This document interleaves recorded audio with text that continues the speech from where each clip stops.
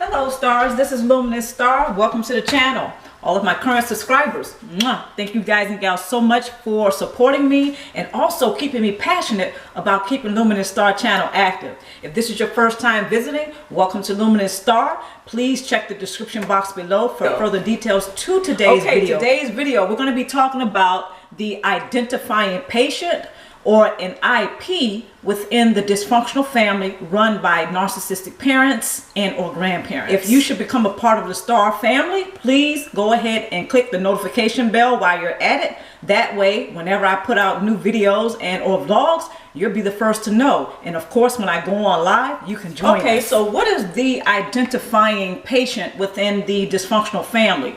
This is often the child who was selected, sometimes unconsciously, by the narcissistic parents and or grandparents to be the scapegoat child within the dysfunctional family. So I'm going to be breaking down what IP is within the dysfunctional family run by a narcissistic parent. I'm going to be going a little bit deeper into that, so I want to forewarn everyone, if this is a video that you think is best to sit out on, please check my archives and look at another video that's related to dysfunctional families run by a narcissistic parent or scapegoats, okay, or scapegoated children within the dysfunctional family run by narcissistic parents. Okay, so I just want to go ahead and forewarn that some of the information that I'm going to be sharing in today's video, some viewers may find a little bit disturbing. Okay, so of course I'm going to be going over a few tools, a few points, and I'm also going to add a few critical questions in today's video. Okay, so having said all that, I want to thank everyone in advance for his or her time. Stay tuned for the video.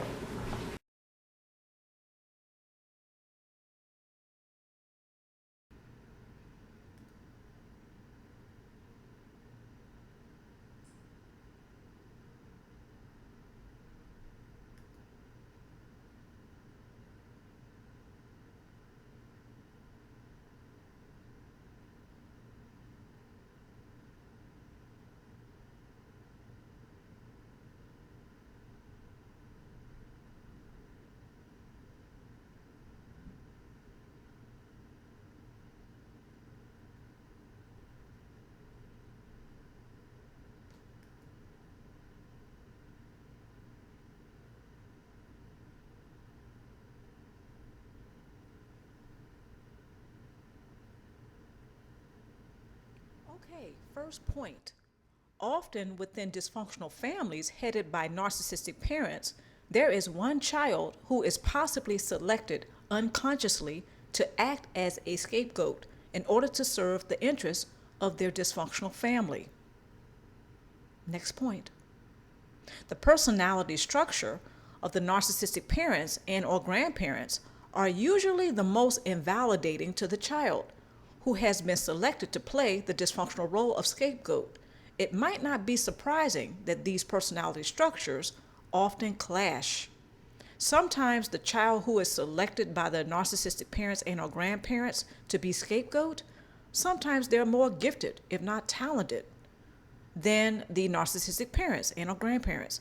Sometimes they're more intuitive, but there's something about the child that really makes him or her stand out from the narcissistic parents and or grandparents. Usually whatever it is about the child that stands out to the narcissistic parents and or grandparents is deemed as a threat to their false self-images. Let's move forward. The scapegoated child has a personality structure that his or her narcissistic parents find the most challenging to their false self-images. The identified patient, or IP, child is blamed by their narcissistic parents, grandparents, and siblings for any and all family challenges.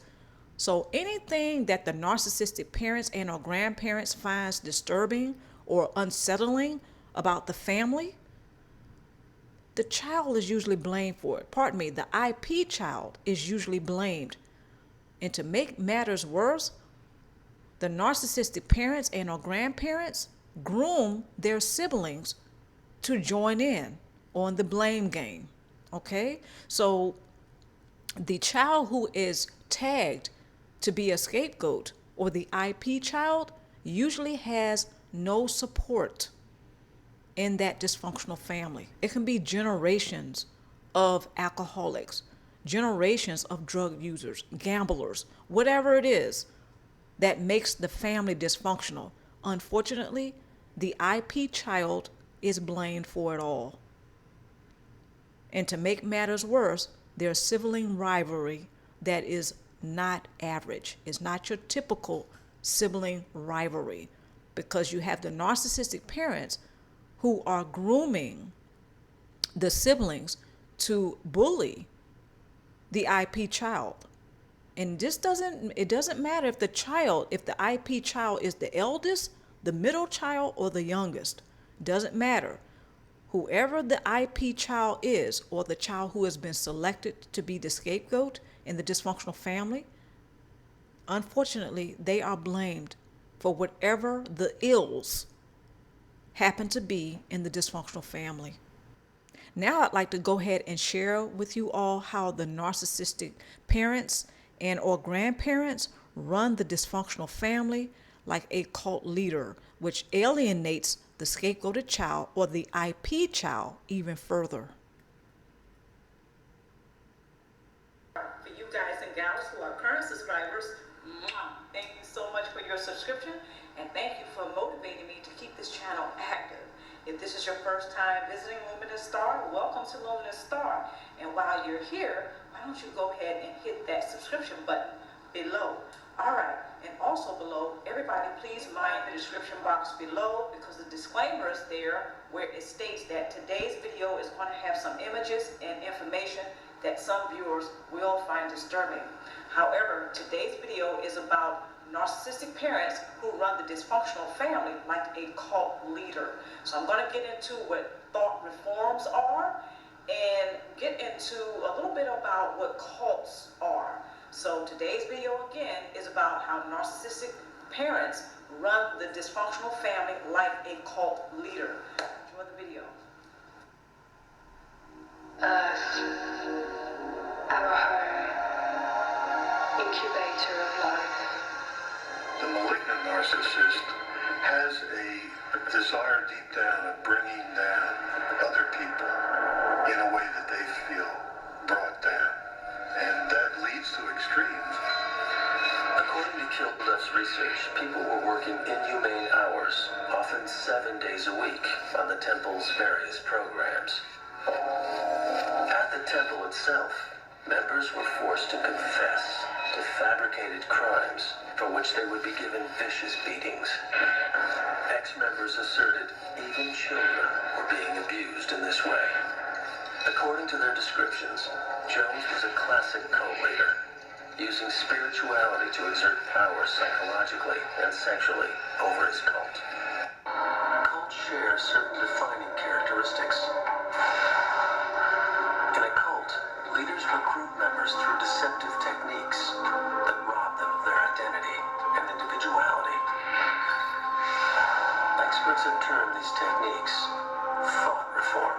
Thought reform is a systematic effort which has two stages. One is the breakdown stage with heavy confession and a breakdown of one's own psychic integrity. And then there's the second stage, which is re-education, trying to remake a person into a new person. The term brainwashing is a popular term describing what's classically called a thought reform program. And all those terms mean that a person or an organization has put into place a coordinated program of coercive influence and behavior control. See, the word cult refers to the relationship between the followers and the leader, in which the leader is all powerful.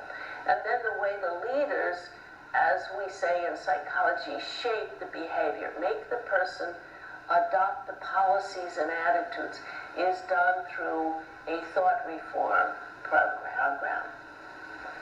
Merely puts into place ways to get you to put your old value system aside and make your decisions based on what you know the cult leader wants and will reward. But you're still making decisions, but you're making them in the context of what will keep you from getting in trouble and what will get you rewards within the cult. but brainwashing doesn't make a zombie. Narcissistic parents run the dysfunctional family like a cult leader. Parents who have a narcissistic personality disorder or cluster B personality are consistently seeking sources of supply, which does not exclude his or her own children and other family members. Grooming children who are often seen by the narcissistic parent as a safe victim becomes very tempting and easy to do. Most parents with a cluster B personality see his or her children as property to be used as a lifelong source supply. The cluster B personality parent, having a strong sense of entitlement, plays a huge part in him or her proceeding to use their family as a source supply in order to maintain the false self-image. Grooming children. Very often, parents who either have a narcissistic personality disorder or they have a cluster B personality, what often happens is that they will groom their children either to develop a narcissistic personality disorder or a cluster B personality, or they're going to groom that child to become a person who grows up to behave codependently. Narcissists have a sixth sense about which child to choose to be a safe victim for their supply. So what the narcissist does is they break that child down more by sexually molesting them.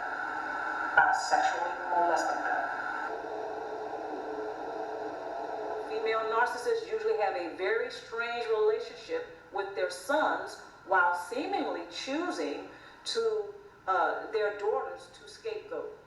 Okay, so while some female narcissists who have sons, especially the eldest son, she tends to choose the eldest son to have sexual relationships with, while she seemingly chooses the eldest daughter to scapegoat within a dysfunctional family. Very fascinating, very sick and sadistic. This is something that usually happens though with female narcissists. Not all, but you will find this. Some female narcissists will sexually molest children for source of supply. Just wanted to point that out. To you, the details of the story are graphic and they are disturbing. Today, we are learning that more charges are likely against the Grant County mother accused of raping her own children and a 2-week-old infant she was babysitting live on a webcam.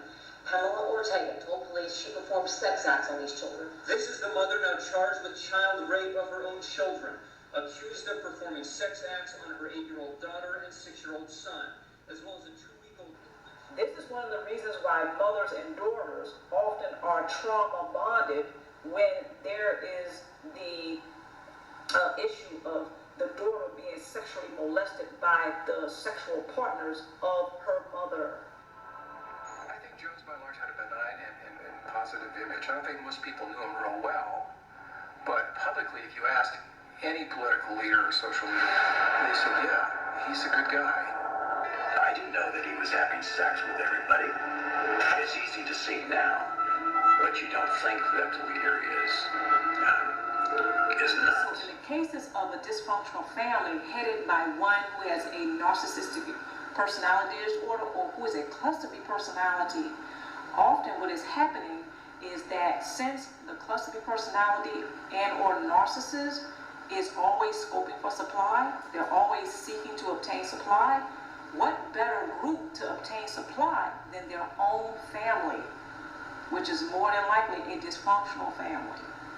So what's happening is that the predatory nature in the cluster B personality or the narcissistic personality disorder, right? The predatory nature is going to pretty much be at work all the time.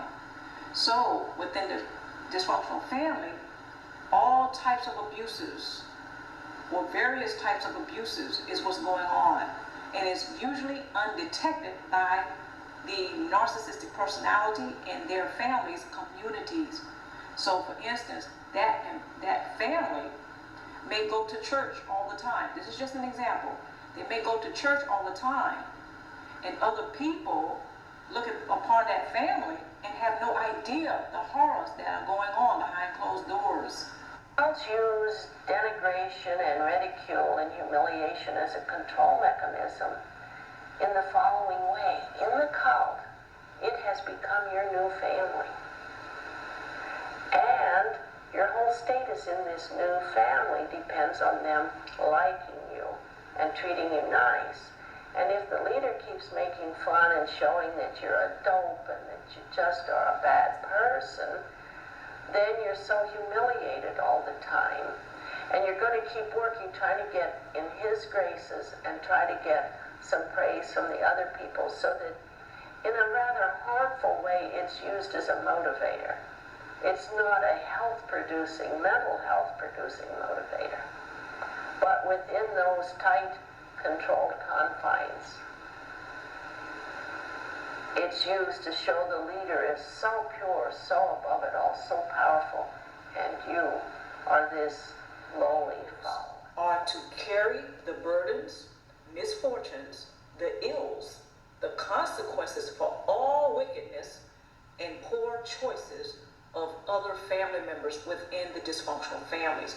Now guys, I don't know about you, but I say that is a very tall order, and it is a very wicked and satanic order.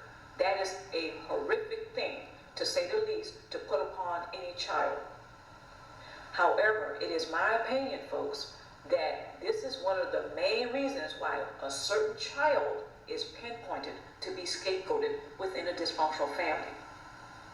It is so they can carry all the burdens, everything that is unpleasant within the family. And I don't care if we're going back generations, that one child is to carry it all. Now, I think this is satanic. The purpose of this is to cleanse the group as a whole by sacrificing the scapegoat. This is seen within the dysfunctional family headed by the narcissist as a righteous, guys, pinpoint that word righteous, because I'm going to make a point about that, as a righteous thing to do, while also possibly obtaining a life of narcissistic supply. It is perhaps from the perspective of the dysfunctional family that the scapegoat is not an individual who possesses a heart, a mind, a spirit, a higher consciousness, or even a soul. The scapegoat is devalued within the dysfunctional family. So basically, guys, what we have here is the child who was pinpointed, unfortunately, to be the scapegoat. Not only are they devalued, but within that devaluation, they are demonized by other family members within the dysfunctional family. And this is headed by the narcissistic parent. If you haven't seen that movie, Carrie, you might want to check it out, because the character, Carrie, had a mom who was very religious. She was always holding a cross in her hand, always, talking about she was going to pray for her daughter, Carrie. Now, I want to go back to that point that I made here about the narcissist as the head of the family is seeing this scapegoating thing as a righteous thing to do. This is why I'm bringing up that movie, Carrie. Because if you guys who have seen that movie, Carrie, remember how the mom was always accusing her daughter, Carrie, of having a demon inside of her, of being possessed by the devil? Carrie was seen as, Carrie was demonized by her mom, which in my opinion, her mom was a narcissist. Now, it's amazing how a lot of narcissists, they are very religious. They go to church faithfully. But this is to get narcissistic supply. This is what some of us have come to know. So I really wanted you guys to pinpoint on that word righteous, because this is how some of the narcissistic parents, they think when they pinpoint and scapegoat a particular child, that child is seen as evil, as bad, as the worst of the worst, as the worst not only within the narcissist, but within that dysfunctional family. It is that particular child that the narcissist parent thinks makes the family dysfunctional. This is what makes the family sick. This is what makes the family ill. This is what's wrong with the family. It is the child who was scapegoated. In the mind of the narcissist, in the eyes of the narcissist, they think it is that scapegoated child who is the problem. I hope this is clear to you all who are looking at this. And again, for all of you who have been scapegoated in your family, my heart goes out. What happens in a dysfunctional family is that usually a particular child, okay,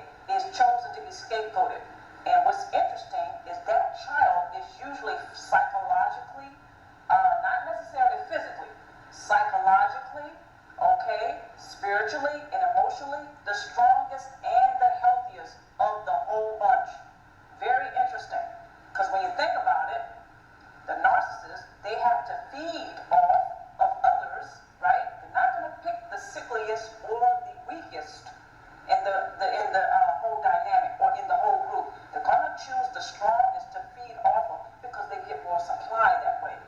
Now, with the scapegoated child, they may seemingly sometimes feel like, okay, or, that they're seemingly chasing ghosts and chasing phantoms, but orchestrating phantoms is when the narcissistic family member, particularly the parents, okay, who has a cluster personality, they are orchestrating the entire dysfunctional family, whereas really no one is relating to anyone else. There's not a real relationship. So the scapegoated child looks around and it's like everybody's a phantom, everybody's a ghost. There's not a real connection. The scapegoat is actually being not only targeted, but they're being tormented on a psychological and an emotional and a spiritual level that onlookers find it very hard to detect. That's because the narcissist sets it up that way.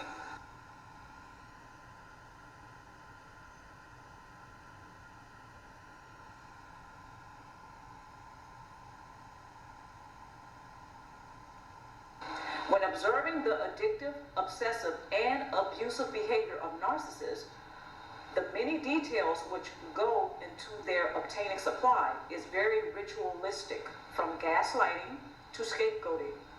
This may sound pretty simple, however, it usually goes undetected by many. Narcissists sometimes have many addictions to feed, which takes priority. Simply put, they have chosen to make obtaining sources of supply a priority in their life. The ritual begins with the narcissist going on the prowl for sources of supply. While scouting for sources, they look for any and all weaknesses of their intended prey, which they seem to have a sixth sense for. This is how they smell blood, quote, unquote. Earth, our home, incubator of life. Characteristics of cults. Unclear expectations. Bottom line is never clear. The desires, needs, expectations, and well-being of the cult leader is priority. Thought reform programs. Deception. Hidden agendas. Destabilization. Controlled environment and thinking time.